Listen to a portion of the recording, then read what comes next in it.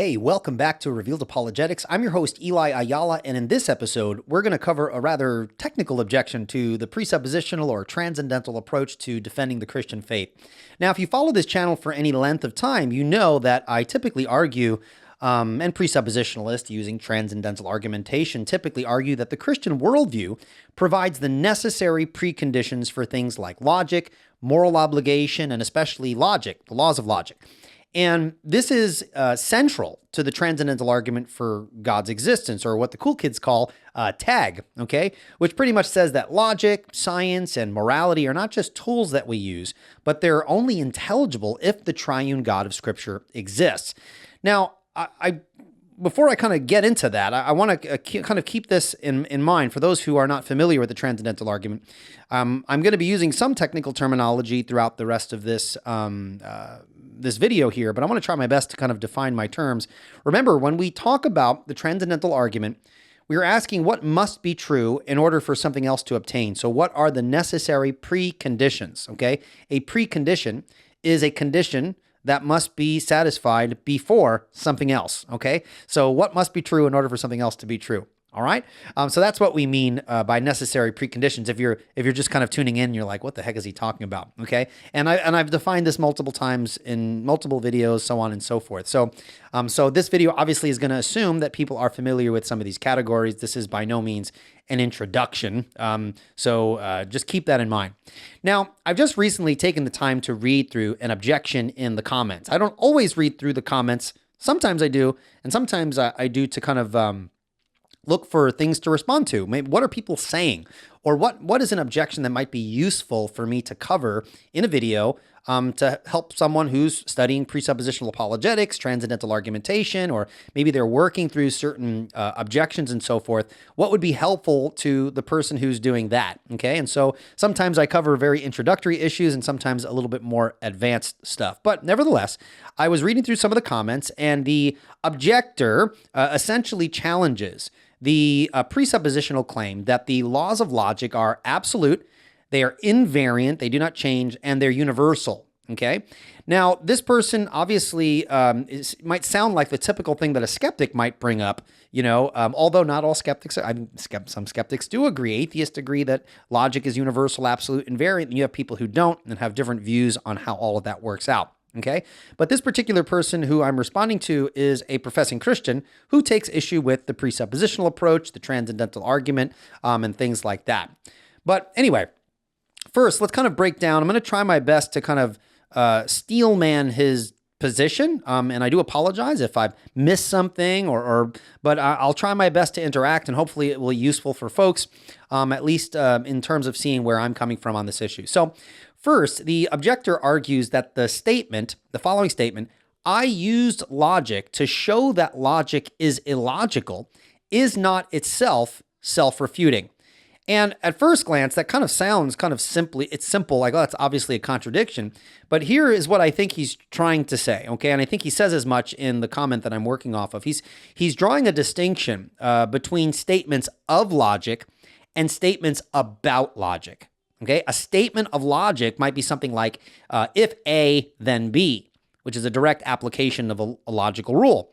A statement about logic, on the other hand, is a meta-level analysis of the logical framework itself. So we're talking about from a meta perspective. So think in terms of talking about baseball. We can talk about baseball, and then we can talk about talking about baseball, okay? Or we can think, and then we can think about thinking. So it's kind of like a meta perspective here. So when someone says logic is illogical, for example, they might not be using logic within a system to refute logic itself, but rather commenting on or evaluating the system of logic from an external perspective using what is often called meta logic. Now, the claim is that meta-logical critique doesn't violate the rules it analyzes because it stands above that system operating from a different level. In this view, logic isn't some unchanging, transcendent reality. It's a construct we could examine, we can question, or we could even revise in some cases. Now, just like when we critique, say, something like Newtonian physics from a broader Einsteinian framework, if you know the difference between Newtonian physics and Einsteinian physics, we can use meta-logic to critique or revise traditional logic. At least this is where it seems like he's coming from. And so it's not self-refuting to say logic is flawed if one is speaking about a system of logic rather than reasoning within it. Now, he extends this line of thinking by arguing that the so-called laws of logic aren't really universal. They're not absolute, they're not transcendent in the typical way that we will use those terms. Rather, concepts like identity and non-contradiction take on different meanings depending on the logical system that one's using, right? Whether it's classical logic, modal logic, set theory, temporal logic, or whatever. Because these systems define logical terms differently, he argues, at least it seems like he's arguing, that logic is context dependent and therefore cannot be said to reflect a single immutable mind in the way that presuppositionalists who are using transcendental argumentation might take it, okay? So the challenge is twofold as I see it. Number one, that one can critique logic without being self-refuting because meta-logic operates on a higher level, and two, that the laws of logic themselves are contingent on human-devised systems and thus not universal, not absolute, or grounded in God in the way that we typically argue from the presuppositional perspective.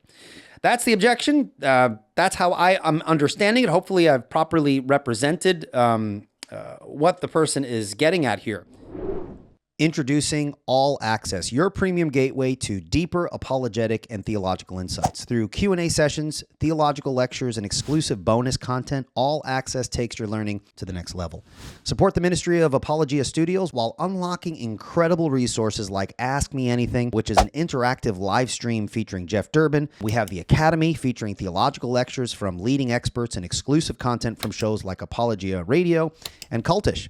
With more exciting content on the way, there's never been a better time to join. Visit apologiastudios.com and click join to get started today.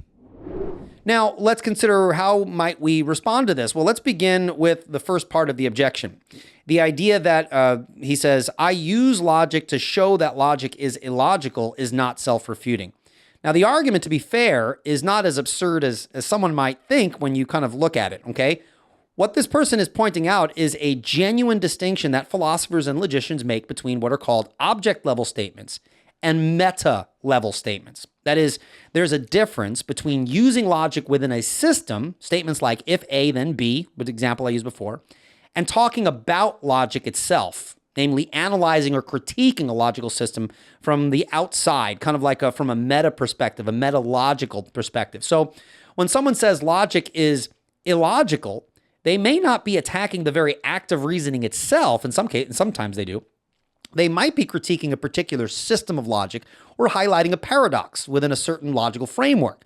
In that specific case, then, the statement isn't necessarily self-refuting because it's a higher level analysis, a commentary, if you will, about a specific logical system, not a contradiction within that system. Okay? So there's a distinction between logic and meta-logic. Okay?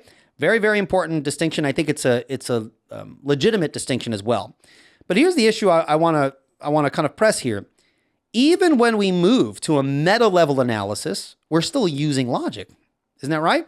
We're not escaping logic. We're applying logical categories like coherence, inference, consistency, and distinction to analyze logical systems. We may be using different definitions or different rules depending on the system in question, but we never abandon the basic norms of rationality. We're still reasoning. We're still assuming that contradictions are bad, that coherence is good, and that conclusions should follow from premises. In other words, to analyze logic, you have to use logic. And that's not kind of a cheap trick or a word game. Even Dr. Bonson mentioned that we do not correct the eye with our eyes closed. If I have something in my eye, I don't close my eyes. I have to see in order to see, so to speak, that there's something in, my eye. Okay. So you can't use logic to disprove logic without presupposing the very thing you're calling into question.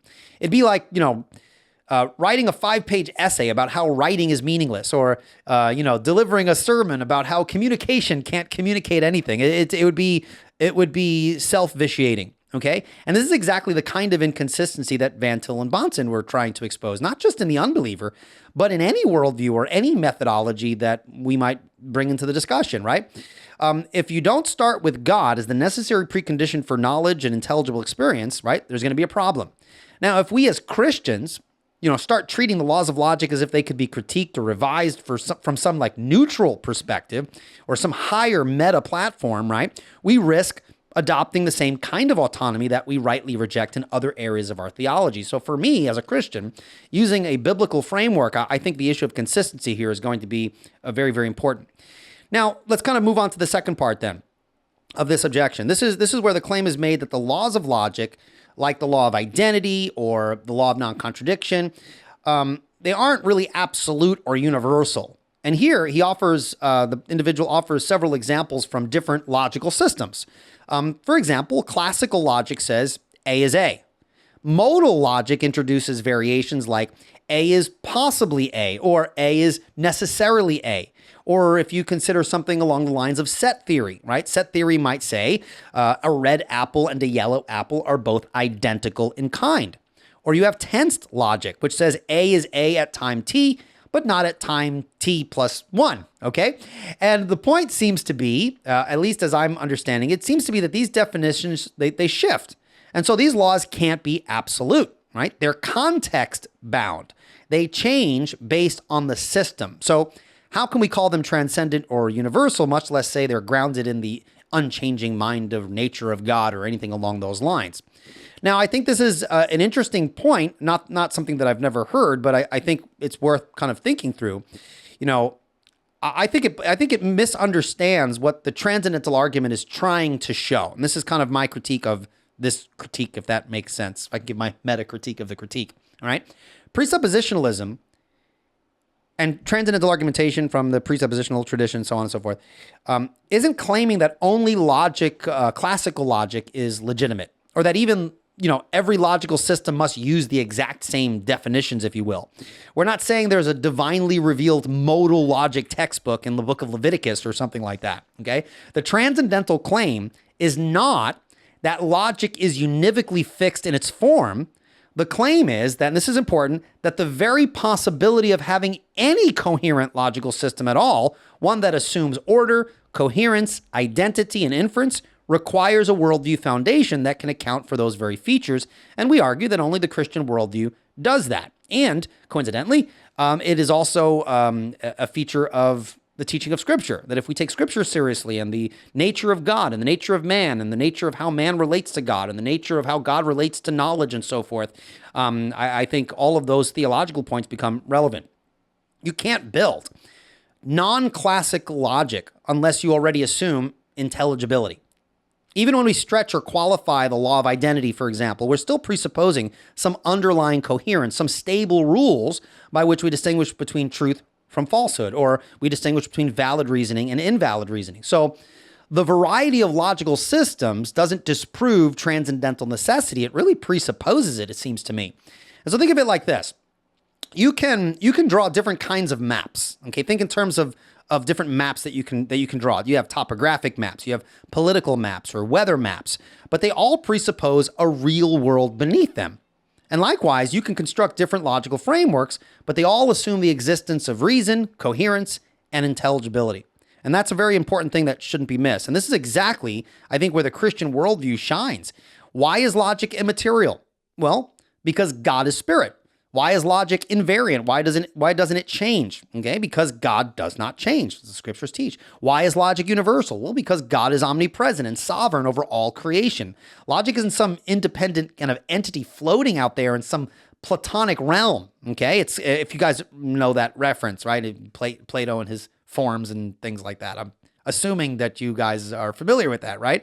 But rather, we would argue that the logic is a reflection of God's own thinking, and as Dr. Bonson has pointed out, and as Van Til's pointed out, God we need to think God's thoughts after him, if that makes sense. And as those made in his image, that is kind of how we honor God with our minds. We think our thoughts after him. Now, if we deny that, even as believers, and treat logic as a man-made convention that shifts with cultural or philosophical preferences, then I think we lose the ability to say anything meaningful. Okay, we can't call something heresy. We can't defend sound doctrine. We can't reason together from scriptures, because all of that assumes a stable foundation for thought. And if logic is up for grabs in that sense, it's not absolute, as we've been putting forth in this video and past videos, then interpretation, theology, and even the gospel itself become floating signifiers with no anchor. Okay, this is the logic and the nature of God anchor and define and make coherent everything else.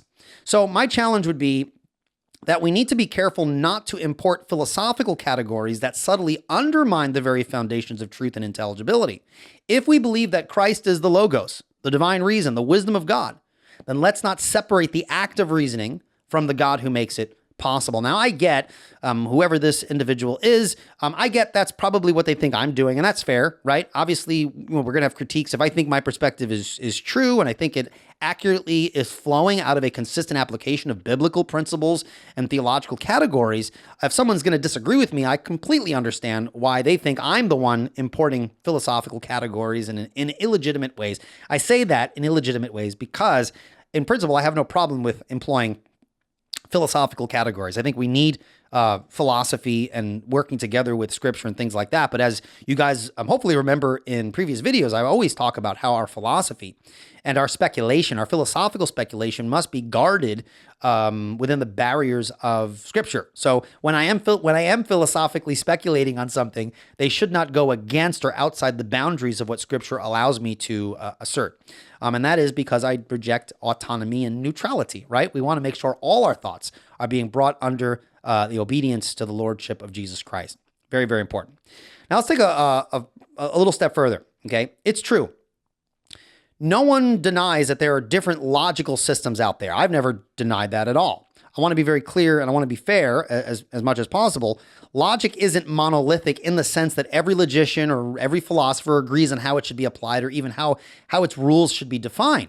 You've got classical logic, which most of us should be familiar with, hopefully, at least many people, most people are familiar with classical logic. That's your standard kind of law of non-contradiction, a law of identity, the law of excluded middle. It says things like A is A, or, A cannot be not A, or either A or not A. There's no third option. So those are the standard law of identity. Something is what it is, and it's not what it's not. The law of non-contradiction, a statement cannot be both true and false at the same time and in the same way. And then the law of excluded middle, it is either a proposition is either true or false. There's no middle option. Okay, so those are kind of the standard kinds of logic that I teach my students who are in 8th grade. So we don't get into all the different categories and systems of logic, although I do mention them in passing when we cover various topics. And notwithstanding, I know I'm very familiar also with dialetheism and things like that. And maybe I'll make a separate video critiquing dialetheism. If you're not familiar with dialetheism challenges the universal application of the law of non-contradiction, for example. It will assert that folks who hold to dialetheism would assert something along the lines that there can be a true contradiction. The famous, this statement is false. If the statement is true, then it's false. And if it's false, then it's true, and vice versa. In other words, it's a contradiction that seems to be true. We can cover that in a different video. But then you have something like modal logic. Okay, I don't teach my students modal logic necessarily, although we might cover some things that pertain to that. But I don't introduce the topic as kind of modal logic. It's an introduction to logic. Nevertheless, you have modal logic, and when I say it's an introduction, I teach logic. So if those are like, what is he talking about? I teach 8th grade logic. So there you go. But anyway, modal logic. Okay, modal logic deals with concepts of possibility and necessity. So instead of just saying A is true, you might say, it is possible that A is true, or it's necessarily the case that A is true. It adds kind of a layer that considers how things could be or how they must be. That's modal logic. Then you have fuzzy logic, okay, which allows for degrees of truth. So instead of something being simply true or false, it can be partially true, to some extent. For example, if I say the room is hot, fuzzy logic can assign a truth value to that based on how hot it is. Maybe 0.7 true or 0.9 true. Then you have relevance logic. Well, relevance logic tries to ensure that the premises of an argument are relevant to the conclusion. It challenges some implications allowed in classical logic where the premises might be technically valid but disconnected in meaning. Then you have other things like intuitionistic logic, which rejects the law of excluded middle and builds its system around what you call a constructivist view of truth. Namely, you only know something is true if you can construct a proof for it. Okay. Dr. Greg Bahnsen was a renowned Christian apologist, philosopher, and seminary professor, and his life's work is now at your fingertips with Bahnsen U. Bahnsen U aims to bring seminary-level education to every Christian anytime, anywhere, absolutely free. Gain access to over 140 courses covering theology, apologetics, eschatology, and law, featuring sermons, seminary lectures, and more from the legendary Dr. Greg Bahnsen. Now, if you sign up today at apologiastudios.com and join over 13,000 users already benefiting from this incredible resource, you will not regret it. And soon, they're expanding with Bahnsen U Plus and Bahnsen U Live, bringing fresh supplemental learning and real-time engagement. Again, go to apologiastudios.com and start your journey today. At this point, someone might say, well, there you go. These systems all define things like identity and contradiction in different ways, so logic is relative. It's just a human convention, and therefore it can't be grounded in God. And so the whole thrust of the transcendental argument, utilizing logic and so forth, being grounded in God, unchanging, transcendent, doesn't work. But I think here is a key point that folks need to keep in mind. I think it's going to be helpful if you're kind of interacting with views like this. And that is that the diversity of logical systems doesn't undermine the necessity of logic it presupposes. Every single one of these systems, regardless of their technical distinctions, still needs some basic conceptual categories just to get off the ground. Right? Let's walk through some of them. Number one, identity. Every system, no matter how exotic, right, still assumes that some terms refer to themselves in some sense. A is A may take on different meanings in different logics, but unless you believe that specifically, that nothing means anything. If you think about it, you still rely on identity to talk about anything at all. Secondly, non-contradiction. Even fuzzy logic or paraconsistent logic, which tolerates contradictions in like a limited sense, still have rules to regulate how contradictions are handled. And that very act of regulation still assumes that contradiction is a problem unless carefully framed. So the idea A and not A is problematic still holds. Otherwise, you lose coherence, and that is self-refuting. Thirdly, you have the concept of inference. All logical systems rely on valid steps from one step to another. If you don't have inference, you don't have logic. You have a word salad, which I'm often accused of using. Okay. Whether the inference rules are classical or non-classical, they assume some framework of progression from premise to conclusion. And then fourthly, you have distinction and meaning. If you're going to define fuzzy truth values or modal operators or relevance constraints, you have to distinguish those from other things. And so the moment you define something, you're relying on meaningful categories that allow for semantic clarity. So in short, even if you can't talk, I want to say, you can't even talk about the alternative logics without standing on the platform of intelligibility. That's the presuppositional point of these systems are only possible because God has made a world where meaning, coherence, and structure are there to begin with. And this is where the unbelieving critic has no consistent foundation. If the laws of logic are just social conventions or language games that shift from system to system, then there's no reason to trust any of them, not even the one that the critic is using in that very moment to even talk about these issues. And so the very act of argument presupposes fixed standards. So if you say, well, we don't need absolute standards, we just need local ones, you've still got to account for why even local standards work, why they hold, why intelligibility itself is possible.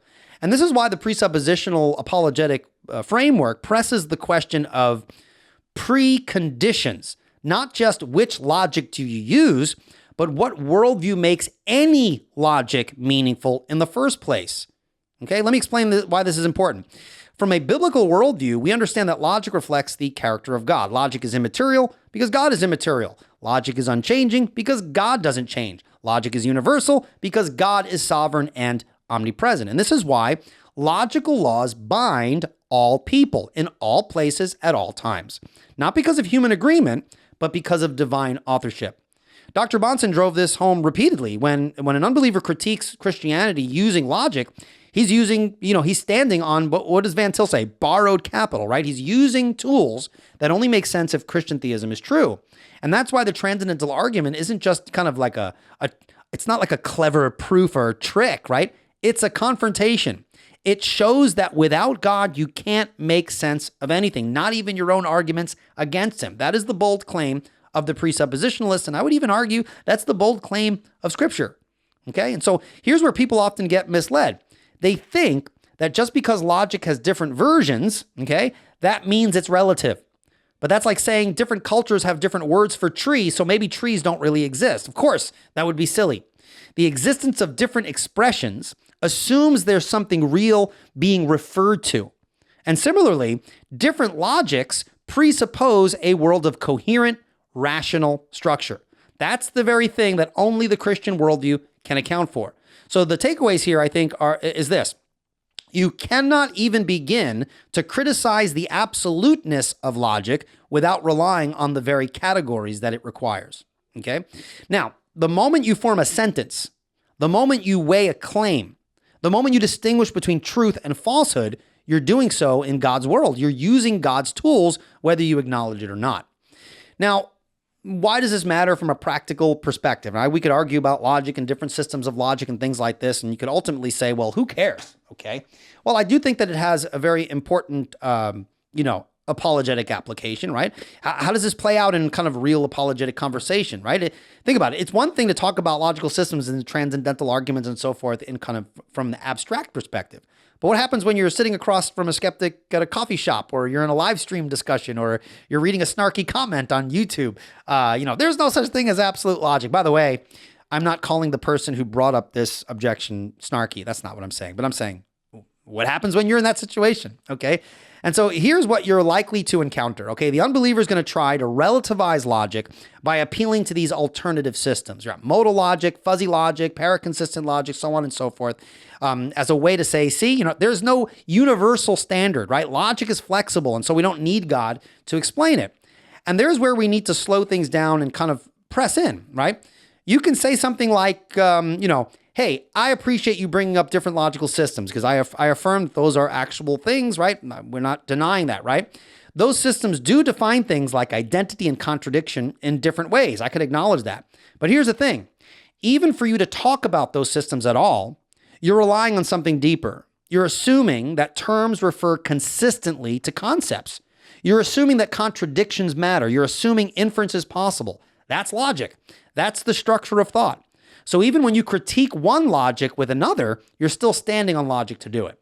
And if they say, if they respond by saying, well, maybe we don't need logic at all. Maybe logic itself is just an illusion, right? And some people say all sorts of crazy stuff, right? That's your invitation to lovingly point out that such a statement refutes itself.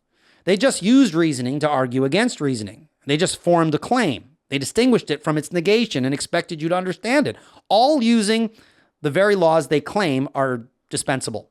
Okay? So that's when you apply the presuppositional critique, right? Say, hey, look, I'm not asking you to agree with my version of logic. I'm asking what in your worldview, whether you're a Christian or non-Christian, if you hold to a Christian worldview, but you're rejecting maybe what the presuppositionalist is arguing is something that is more accurately grounded in a Christian perspective, you can ask the same question. What makes intelligibility possible?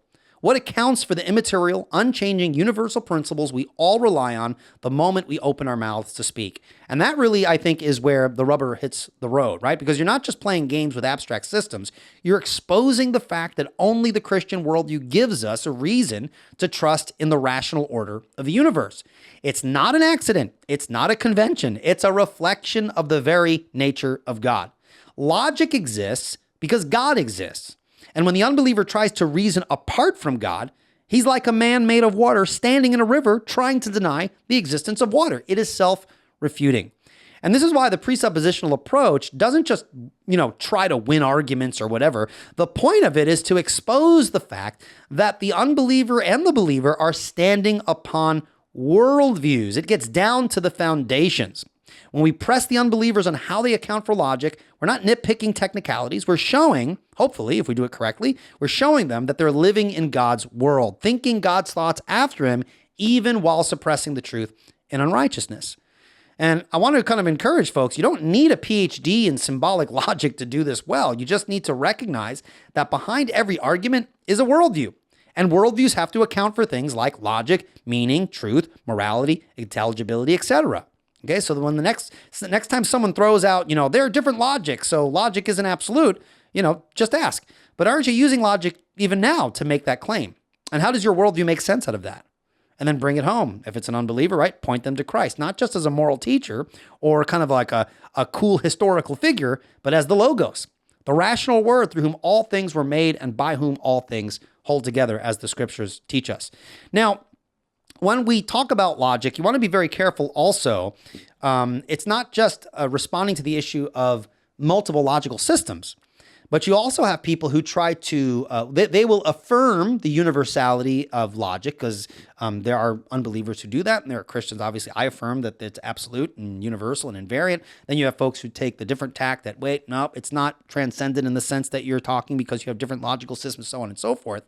What you want to be very careful with is that when someone does affirm the universality of logic, the invariance of logic, so on and so forth, but they want you to simply grant that to them as a given, that's where you want to be very, very careful. Remember, in apologetics, we are challenging worldviews. As Dr. Van Til has taught us, that apologetics is what? How did he define it in Christian Apologetics, page 1? He says that apologetics is the vindication of the Christian philosophy of life over against the non-Christian philosophy of life. And so the Christian worldview is a philosophy of life. Apologetics involves interacting with a non-Christian philosophy of life, a non-Christian interpretation of reality. And so when the unbeliever is going to say, well, I'm just grant me logic, and they'll be like, listen, I know you can't help but use logic in our interaction, but how do you account for the thing you're using within your own worldview? And that's where you get into the whole worldview critique and worldview analysis, right? You have the internal critique and the external critique, and we want to internally critique the worldview's perspective. Hypothetically grant the truth of the non-Christian worldview and show that given its hypothetical truth, the worldview falls apart. Okay. How does that work? Again, it's asking good questions, asking someone to make good on their claim from within their worldview perspective. And the Christian, of course, has to be willing to do that from within their own perspective as well. Okay. And what that looks like is going to be very different depending on the context. I mean, we're here on YouTube talking to an audience that is typically familiar with general philosophical and logical categories. They tend to be more, if you're watching YouTube videos on this topic, it seems to be the case that you're interested in this topic, and so you might have some level of familiarity. I mean, even just looking at some of the comments in many of the videos, there are some super smart people commenting on stuff and critiquing or even agreeing with me or whatever. The audience here is different than your run-of-the-mill audience when you're talking out on the street or at a coffee shop. So you want to also, and I've said this in the past, you want to also take care to contextualize how you kind of lay these things out. But if you ever get into a discussion, hey, there are many multiple logical systems. You don't need God. It's just, depending on what system you use, they're coming from kind of a metalogical analysis. Remember, even a metalogical analysis requires logical principles, and a metalogical analysis is not the same as being able to stand from a neutral perspective evaluating logical systems, okay? When you are standing on the top of the mountain, looking down at competing logical systems, that mountain itself is not neutral, okay? And so when someone claims to be doing that, I'm not saying that this individual is necessarily doing that, the one I was responding to, but when someone does that, you want to challenge, what is that foundation? How do you justify even that, okay? Very, very important. All right, well, that is it in my responding to this. I hope that this is helpful. I know it's a technical issue. Obviously, when you study logic, it depends on how deep you go. I teach logic at the 8th grade level, so we keep it pretty basic. But I am familiar with different kinds of logic and the discussions that involve different systems, so on and so forth. But I do think don't be. If you're kind of listening to this, I'm like, man, this sounds super complicated. Don't be discouraged. Learning logic is so important. And I have to say this because I'm a logic teacher, but it is very important. I don't claim to use logic perfectly, and I don't know everything about logic or whatever. But I do think that it is honoring to God. And it is one of the ways that we love God with all our minds when we seek to think clearly and cogently. Obviously, We're not going to do it perfectly, and it is part of our journey and part of our learning. And so I welcome critique, and I welcome, attempts to show like, well, this is where you made the mistake. I welcome that. Now, I'm not going to always agree with you. If someone says, oh, you made a mistake here, I might look at it and be like, actually, no, I think I was spot on. Yeah, I might disagree, but sometimes I don't. Sometimes I'll say, hey, that's a great point. Let me correct my thinking on that. I am totally not above that. I'm totally open to that. But please don't interpret my disagreeing with you, whoever people leave comments in my videos. Me disagreeing with a comment doesn't mean that I'm not immune to correction. All right. We're all on the process of learning, so on and so forth. And so I love this topic. I love theology. I love apologetics. But that doesn't mean that the learning has stopped. Obviously, I am a intellectual midget in comparison to many other people out there doing what I'm doing. So there is always room for learning. All right. Well, I hope this is helpful, guys. If you are here for the first time at Revealed Apologetics, don't forget to subscribe. Click that like button and the notification bell so that you get all the videos coming up. You get notified for that. Super, super helpful to me as well. If you've enjoyed this content as well, many of you recognize that the audio of this video will be available on iTunes.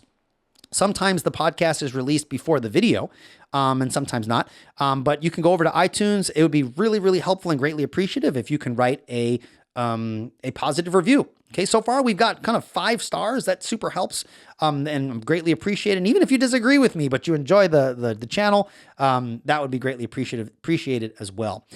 Just as a heads up, I did mention that in September I will be speaking over there in Nashville, Tennessee, and I'll be speaking alongside Dr. Jason Lyle. And Dr. James White, and the other individual, I keep forgetting his name. I got to check him out. I don't really know much about him, but it is called War of the Worldviews. The tickets for that's going to be an in-person event. The tickets for that are already on sale if you go to waroftheworldviews.org. I think it's waroftheworldviews.org. And as soon as you click on that website, it should bring you to the sign-up page to purchase your ticket if you are planning to go there in person. I'd love to meet many of my listeners and viewers in person. To have that opportunity would be great. So if you're planning to go, I'm looking forward to meeting you. If not, I'm sure it'll be released somewhere afterwards. Well, I can't say that. I don't know. But nevertheless, all right. Well, that is it for this episode, guys. Thank you so much for listening. If you stuck with me till the end, until next time, take care. God bless. Bye-bye.